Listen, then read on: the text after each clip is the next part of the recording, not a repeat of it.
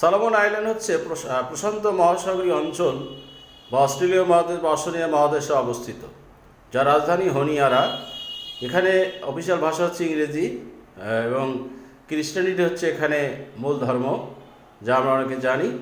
Unitary parliamentary constitution মনার্কির প্রচলন রয়েছে এই সলোমন আইল্যান্ডে। সলোমন আইল্যান্ডের মুদ্রার নাম সলোমন আইল্যান্ডস ডলার।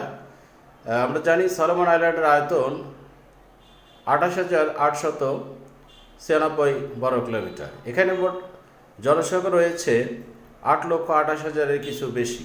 অধিকাংশ মানুষ কৃষি, পর্যটন এবং মৎস্য পালনের উপরে নির্ভর করে।